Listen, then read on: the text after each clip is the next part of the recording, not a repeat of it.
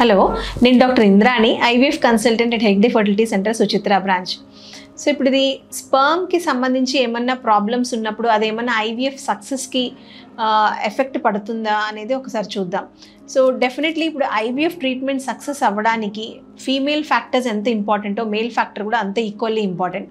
So ఇప్పుడు ఆ egg ఆ స్పర్మ్తో కలిపి వచ్చిన ఎంబ్రియో ఏదైతే ఉంటుందో ఆ ఎంబ్రియోని మనం ట్రాన్స్ఫర్ చేసిన తర్వాత ఇంప్లాంట్ అవ్వడానికి కూడా ఈ స్పర్మ్ ఫ్యాక్టర్ అనేది చాలా ఇంపార్టెంట్. సో స్పర్మ్ ఫ్యాక్టర్ అంటే మామూలుగా ఏంటంటే స్పర్మ్ క్వాలిటీ. సో ఈ స్పర్మ్ క్వాలిటీ అనేది చాలా ఫ్యాక్టర్స్ మీద డిపెండ్ అయి ఉంటుంది. ఫస్ట్ థింగ్ ఏంటంటే male partner age factor important. అంటే ఏజ్ పెరిగే కొద్దీ కూడా ఏంటంటే స్పర్మ్ క్వాలిటీ అనేది తగ్గుతుంది.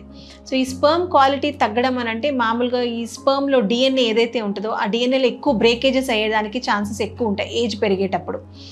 అలాగనే స్పర్మ్ అనాలిసిస్ మీద కూడా ఆధారపడి ఉంటుంది. అంటే స్పర్మ్ అనాలిసిస్లో ఏంటంటే వాళ్ళకున్న కౌంట్, మొటిలిటీ, మార్ఫాలజీ ఏదైతే మనం చూస్తామో వాటి వల్ల కూడా ఈ ఐవీఎఫ్ అనేది సక్సెస్ అయ్యేదానికి ప్రభావం చూపుతుంది. ఇప్పుడు క్వాలిటీ అంటే ఈ స్పర్మ్ కౌంట్ తక్కువ ఉన్నా లేదా మొటిలిటీ సరిగ్గా లేకపోయినా దానివల్ల కూడా ఒక్కొక్కసారి ఈ ఎంబ్రియో క్వాలిటీ ఎఫెక్ట్ అవ్వడం జరగడం, దానివల్ల ఐవీఎఫ్ సక్సెస్ అనేది కూడా ఎఫెక్ట్ పడడం జరుగుతుంది. ఇదన్నీ కూడా కాకుండా ఒక్కొక్కసారి లైఫ్ స్టైల్ ప్యాటర్న్ కూడా చాలా ఇంపార్టెంట్. సో ఈ లైఫ్ స్టైల్ వల్ల వాళ్ళు ఉండే జీవన శైలి అంటే మెయిన్గా బాడీ వెయిట్ ఎక్కువ ఉన్నా లేదంటే కొన్ని హ్యాబిట్స్ అంటే ఆల్కహాల్ కానీ లేదా స్మోకింగ్ కానీ చేయడం వల్ల కూడా ఈ స్పర్మ్ క్వాలిటీ అనేది తగ్గడం జరుగుతుంది. సో దీనివల్ల మళ్ళీ ఎంబ్రియో క్వాలిటీ అనేది తగ్గచ్చు. సో ఈ ఎంబ్రియో క్వాలిటీ తగ్గినప్పుడు డెఫినెట్లీ అది ఇంప్లాంట్ కూడా కాకపోవడం లేదా ఇంప్లాంట్ అయినా సరే మిస్క్యారేజ్ కావడం ఇలాంటివన్నీ కూడా జరగచ్చు.